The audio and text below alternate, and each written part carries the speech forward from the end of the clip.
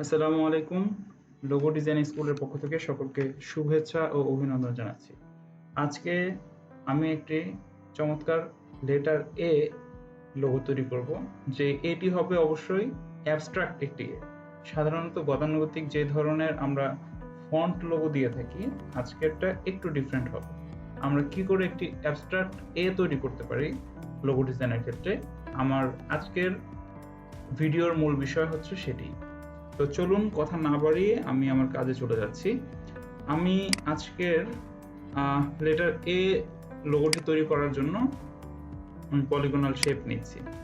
So আমরা জানি polygonal shape এভাবে টানলে টোটাল 6টা কর্নার আসে। আমি এটাকে ত্রিভুজে নিয়ে আসবো। সো এই যে ত্রিভুজ হয়ে গেল। এবার কাজ হচ্ছে আমার মনে রাখতে হবে লোগো ডিজাইনের ক্ষেত্রে যতটা সম্ভব আউটলাইন না রাখাই সবচাইতে ভালো এবং বুদ্ধিমানের কাজ। ওকে, আমি এখানে একটা ত্রিভুজ শেপ পেয়ে গেলাম। এবার আমি যে কাজটি করব, এখান থেকে আমি একটা অ্যাড অ্যাঙ্কর পয়েন্ট নিয়ে নিব। একদম মিডল বরাবর আমি অ্যাঙ্কর পয়েন্টটাকে অ্যাড করে দেব এবং তারপর আমি যে কাজটা করব, অ্যাঙ্কর পয়েন্ট টুল যেটা রয়েছে সেটা দিয়ে আমি হ্যান্ডেলগুলো বের করব। সো শিফট চেপে আমি হ্যান্ডেল মোটামুটি আমার পরিমাণ মতো বের করে নিলাম এবং এরপর আপার কি চেপে আমি জাস্ট একটা অ্যারো মতো দিয়ে দিলাম। সো এই হচ্ছে আমার প্রাথমিক কাজ। এরপর আসি, এটাকে একটু কাজ করতে হবে।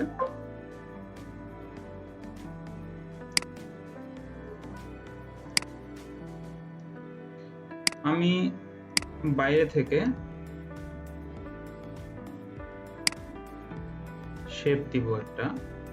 সো এই শেপটা আমাকে তৈরি করতে হবে এভাবে। মনে রাখতে হবে পেন টুল কিন্তু ইলাস্ট্রেটরের অত্যন্ত গুরুত্বপূর্ণ একটি টুল। আমরা এখন পেন টুলের কাজটা করছি।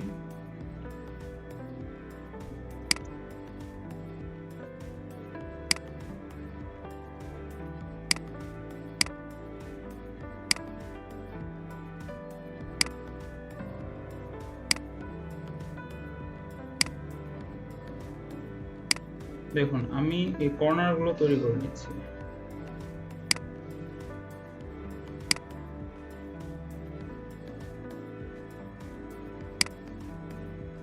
ব্যাস, এই পাশের কর্নার আমার তৈরি হয়ে গিয়েছে। এখন এই কর্নারটা আমি জাস্ট ফিনিশিং লাইনটা টানবো।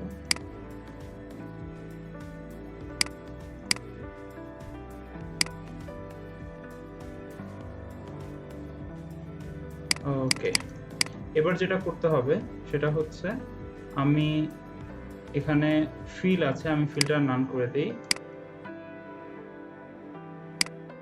জাস্ট আমরা পাথফাইন্ডার টুলটা কেটে নিলাম, আনগ্রুপ করব। আমার যে ভেতরের কর্নারগুলো রয়েছে সেগুলো আমি ডিলিট করে দিচ্ছি। পুরোটা সিলেকশন করব। সিলেকশন করে এবার আমাদের কিছু কাজ করতে হবে।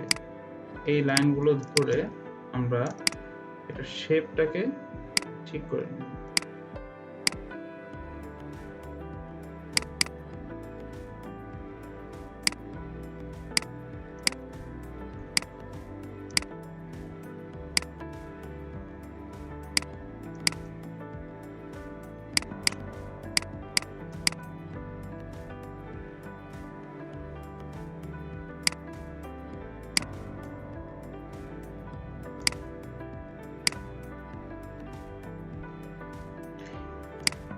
মোটামুটি আমার এই অ্যাবস্ট্রাক্ট শেপ তৈরি হয়ে গিয়েছে।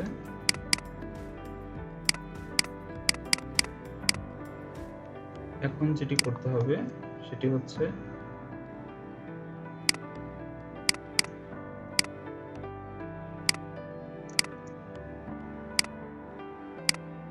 এক্সপ্যান্ড করে নিলাম।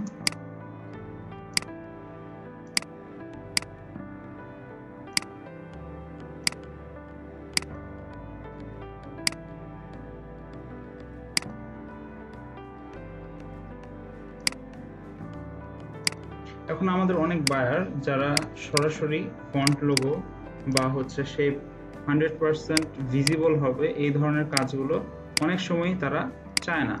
তারা চায় যে একটা সুন্দর মিনিং থাকবে এবং একটু অ্যাবস্ট্রাক্ট ধরনের হবে। রিয়েল এস্টেট লোগোর জন্য কিছুদিন আগে এই ধরনেরই একটি কাজ আমি করেছিলাম। তো দেখুন দুটো স্টাইলে আপনারা দেখতে পাচ্ছেন, এবং এই স্টাইলে যদি হয় সেক্ষেত্রে আমাদের ভিতরের অদৃশ্য পাত আমরা ডিলিট করে দিলাম, এবং এই স্টাইলের হলে আমরা পুরোটাই ফিল করে দিতে পারি।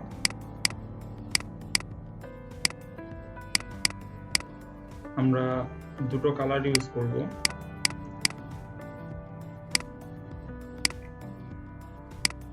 দেখুন আমাদের একটা অ্যাবস্ট্রাক্ট এও তৈরি হয়ে গেল, এবং একই সাথে আমরা এটাকে বিভিন্নভাবে অ্যাবস্ট্রাক্ট মিনিং করতে পারি। এই যে আমাদের অ্যারোর মতো যে বিষয়গুলো বের হচ্ছে, এগুলো আলাদা আলাদা আমরা মিনিং তৈরি করতে পারি। যেমন ধরা যেতে পারে যে এগুলো দেখুন উপরের যে অ্যারোটা আছে সেটা সবচেয়ে উপরে, এটা মার্কেটিং এর জন্য যদি আমরা মার্কেটিং কোনো এজেন্সির ক্ষেত্রে ব্যবহার করি, তাহলে তার মার্কেটিং এর ফলে তার যে কোম্পানি বা ব্যবসার প্রসার হচ্ছে সেই প্রসারটাকে আমরা বোঝানোর জন্য এই অ্যারোটা ইউজ করতে পারি। তো আপনারা যে কোনো ধরনের মিনিং এখান থেকে অ্যাবস্ট্রাক্ট, যেহেতু আপনি যে ধরনের মিনিং তৈরি করতে চান আপনার আর্ট ওয়ার্কের মাধ্যমে সেই মিনিংটা আপনি বের করতে পারেন। তো সকলকে অসংখ্য ধন্যবাদ। ছোট্ট চমৎকার একটি ভিডিও ছিল আজকের। সবাই ভালো থাকবেন, লোগো ডিজাইন স্কুলের সাথেই থাকবেন। আসসালামু আলাইকুম।